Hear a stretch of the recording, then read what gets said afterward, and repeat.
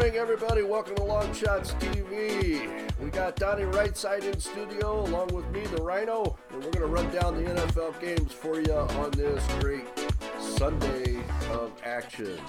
Hey, welcome in this morning, Donnie. How you doing? Doing good, man. Grind never stops. Our last play last night, Arizona State got over Eastern Standard Time right around 2 a.m. We're up bright and early and getting ready for some action today. Yes, sir. All right. We did not get our college football play. The college football under at 43.5 on Miami, Tennessee did not come through for us, so we're 1-1 on those plays. Hopefully next week we'll have a good play for you in college football action to get back on the roll here. So, all right, we're going to run down the games today and see what we can see. Up first today, Donnie, we got Washington at the New York Giants. Giants are getting 3 at home. What do you see going on there? The Giants it's a -3 at home on that. I know you meant to say that. Right. But anyway, on that one, that one's all going to be about the line. Initial reaction, I was hoping earlier in the week, the Giants were favored by 4.5, which is now down to 3. It looks like across the board. I lean towards the Washington Redskins in this one. I think the Redskins are a lot better than what they have played and displayed out on the field. And the Giants continue to struggle with their first-team offense, not scoring very many points at all. I mean, if you look last week alone, Tony, they're playing the New Orleans Saints at home. You figure that's going to be an outburst, 4 to 5 touchdown type game, maybe a shootout. It was very low scoring. They got lucky to even pull that game out in the end. If you can get Washington above 3, maybe buy it up to 3.5, it might cost you about maybe -120. I think that's going to be the side in this one. I'm just not trusting quite yet the Giants on offense, and I think back against the wall type mentality for Washington. They're going to throw the kitchen sink out. If it's a close game, I look to see Washington possibly even winning outright here on the road. And the key factor in this one is Josh Norman finally is going to be head up on Odell Beckham. He's not going to just stay to one side of the field, a la the Pittsburgh Steelers game where he was torched, or I can't say he was. The Redskins were torched by Antonio Brown. That's not going to happen today. I look for a nice slugfest, good old-fashioned NFC East style. Yeah, I tend to agree with you. And as a matter of fact, if you're looking for a public fade, this is a perfect opportunity because I'm showing 91% of the money is on the Giants today. All right. Next up is Detroit at Green Bay. Detroit definitely is a little banged up. Ansah is out today, but I also believe on the other side of the ball, Clay Matthews is out today, from my understanding. What did you see that as well, Donnie? Big injuries on both sides. In the latest report, Williams, Levy, Barnes, Ansah, and obviously you know about Amir Abdullah. He's out as well. Yes. But if you look on the flip side, just checking the latest reports coming in, obviously, yes, the Green Bay Packers are very banged up. No Daquan Jones, no LaTroy Guion today. Morgan Burnett's already out. Sam Shields is going to be out. That's the starting cornerback. He's been out a couple weeks now with that concussion. And Clay Matthews is also out as well. Earlier in the week, this line opened up right around 8 points. It's dipped below a touchdown right now. This is more of a coin flip type game. Typically, Detroit struggles when heading into Green Bay. True. What was it? I think it was 20 to 24 years. 24 years, I want to say, that Detroit hadn't won in Green Bay until they broke that streak last year, and I believe they were 2 touchdown underdogs in that game. I see a little bit more of the same. Green Bay has yet to click on offense. I think they win this game in Lambeau, but it's a divisional game. If you can get 7, I think Detroit's the right play here, Tony. Yeah, right now the line is showing 6.5. Yeah. And the money is 69% on Green Bay. Heavy, yeah, that'll tell you something right there. But those injuries, just having Clay Matthews is that defense. So when he's out, there's no longer that helter-skelter. You know, we got a double block, maybe keep a running back in to chip Clay Matthews. It's going to be an interesting game. A lot of firepower is lost on Detroit, obviously with Megatron retiring and Abdullah getting hurt. They still have a couple weapons they can use, but it all boils down to, again, Matt Stafford. Do you have good Matt Stafford today who goes out and protects the football, or do you have the gunslinger Matt Stafford who throws 3 picks and puts his team in a hole? Right. Yep, that sounds good. Okay, next up we got Cleveland at Miami. Miami's giving up 9 at home, and that's one of those games that I tend to stay away from. My homies on the Browns, but what do we see out of that game today? I think we see a Miami slaughter, or do we have that defense showing up? I mean, can you say Miami can slaughter anybody at this point? I mean, they're a better football team than Cleveland. I think everybody agrees, and Miami is going to win the football game. But whenever you hang double digits, which it's pretty much 10, actually, no, more 9.5s are showing up across the board that I agree with. Do I think Miami wins this game? Yes. Do I think they can cover? Yes, just because the fact that you're having a rookie on the road first career start is always a tough environment. The Yeah. Dolphins have their backs up against the wall. Cleveland has, are they going to go Isaiah Crowell 35 carries today? If it starts off bad, bad meaning that any points for Miami in the first quarter to put Cleveland behind, I think it could spiral out of control. If you're asking me, I'm an NFL, I'm a contrarian type guy. If it's 10 points, I'm going to take the 10 points regardless of who it is in the NFL. But anything south of 10, I think Miami can cover that line. Absolutely. All right. Next up on the 1 o'clock games, we've got Arizona at Buffalo. Buffalo is getting 4.5 points at home. Right now, it's pretty evenly split on the money, so I don't think the public has a good read on this. But boy, if I was picking a game on this one, I would have to go with Arizona to cover that 4.5. Early this week and all through the week, I was going to make Buffalo my highest rated play. But the fact that they're so injured now with no Sammy Watkins, Darby, their second cornerback, is not going to play in this one. We all know Arizona, good quarterback with Carson Palmer. They can push the football down the field and throw it deep and get after you.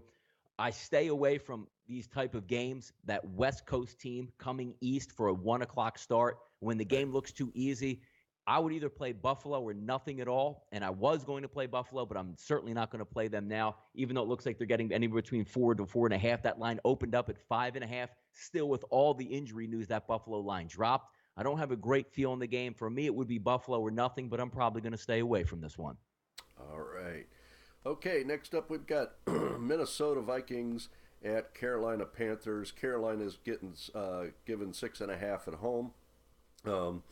69% of the money is on Minnesota, and I believe Adrian Peterson is done for the year, or most of the year.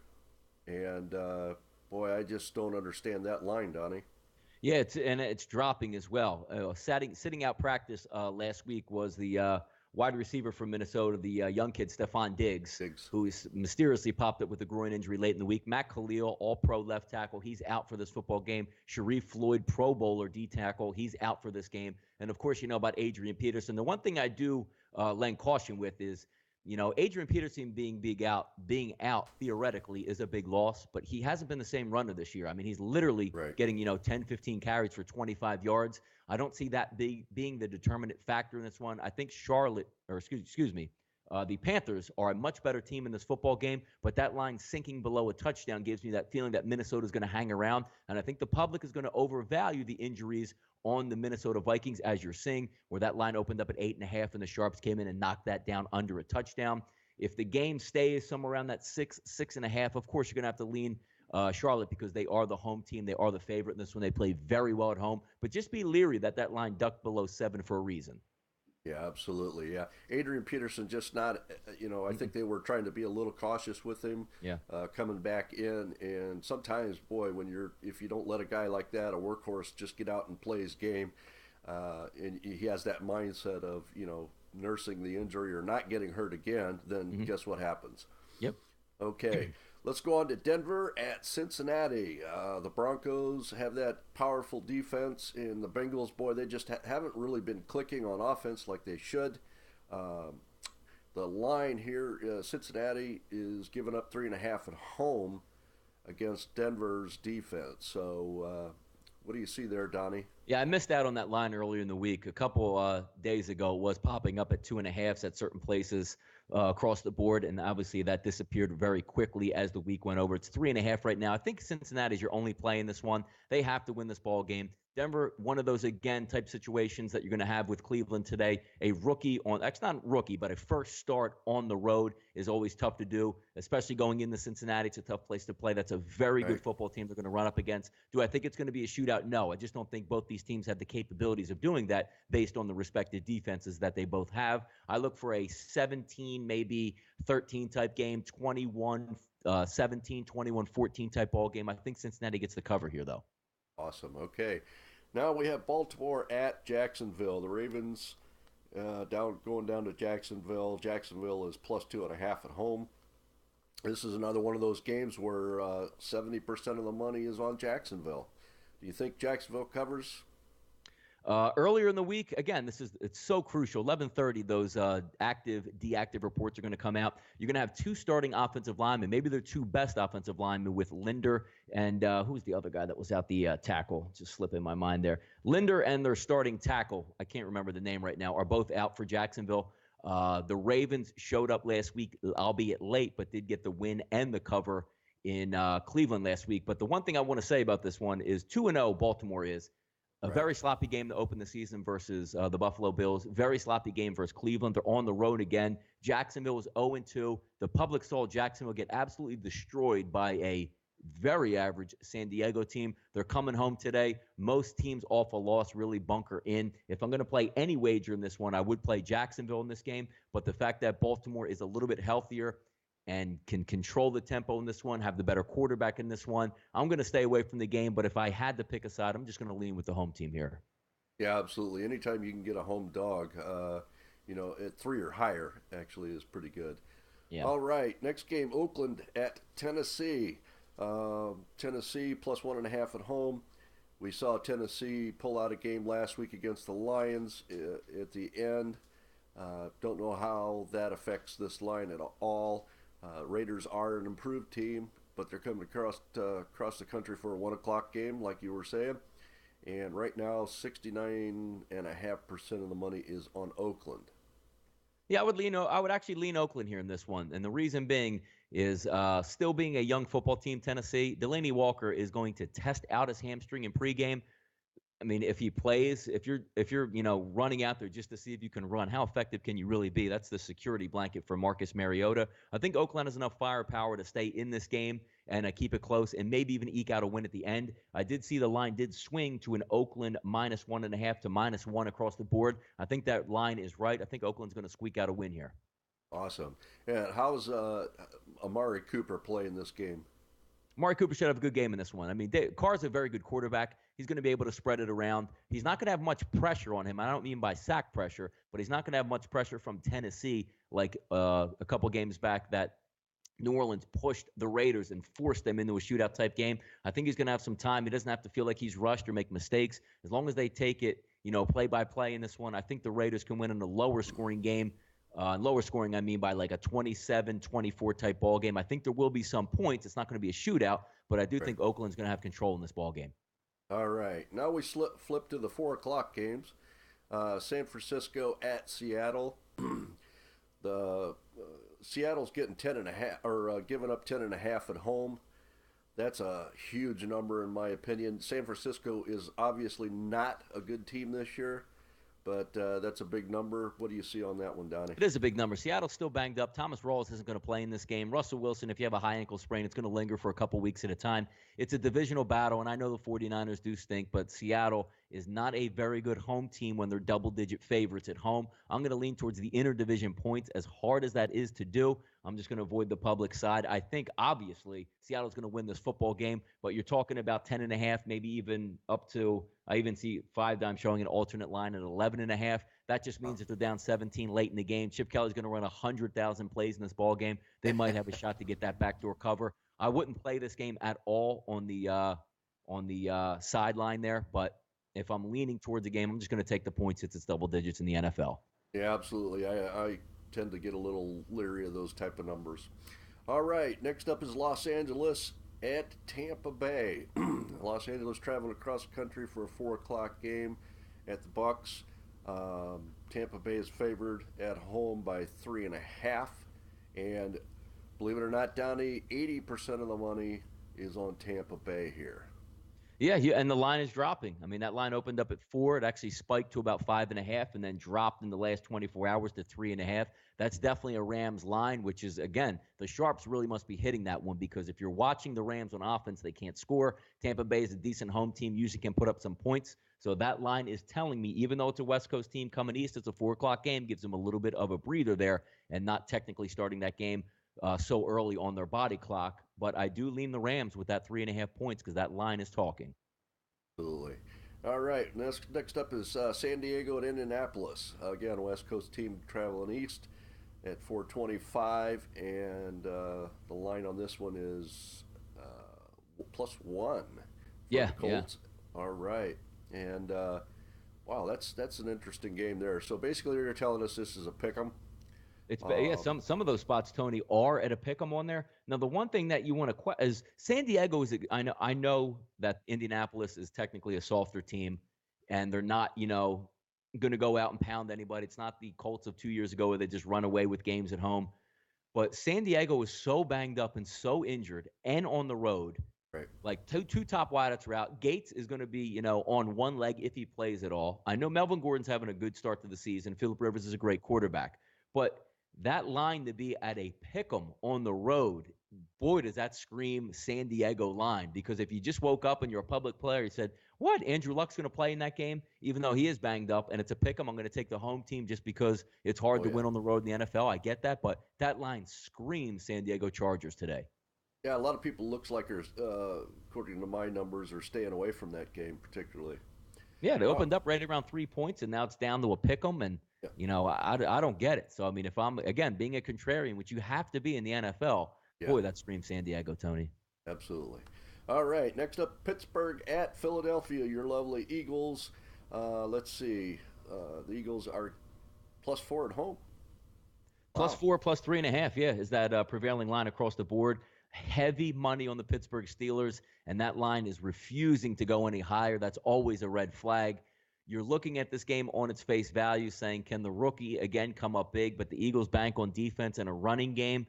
It's all going to factor down to, is Big Ben going to have one of his A-plus games and connect with Antonio Brown? Because if you look across the board, talent for talent, the Eagles defense is better than the Pittsburgh Steelers defense. The Eagles are at home, but Big Ben and Antonio Brown, if they're healthy, is absolutely lethal. The Eagles have had trouble over the years defending big-time wide receivers. Jim Schwartz, now that he's in town, they have a much better game plan out there. But keep in mind, Leotis McKelvin, who's the Eagles' #1 cornerback on paper, is out for this ball game. They're really going to have to scheme around and see how they can stop Antonio Brown this one. But again, don't wheel out the old man, 33, 34-year-old running back D'Angelo Williams, leading the Yeah, NFL in rushing. I mean, they're a tough team coming in. That line is telling me the Eagles in a close one. Don't know if the Eagles can win this game, but it looks like the odds makers are telling you, Tony, they're going to be in this ball game. absolutely. All right. Next up is the Jets at Kansas City. Kansas City's favored at home by 3, and doesn't look like there's a whole lot of action on this game. I think the general public is not sure whether Kansas City is a good team or a bad team at this point, but they know the Jets aren't exactly what they were one and what they showed is what I'm trying to say at home. But what do you think there, Donnie? Definitely an interesting one. I think, the public and the odds makers are right in lockstep with this one, putting that at a -3. Brandon Marshall is a game time decision. Looks like he is going to play, but be on a pitch count and used only situationally.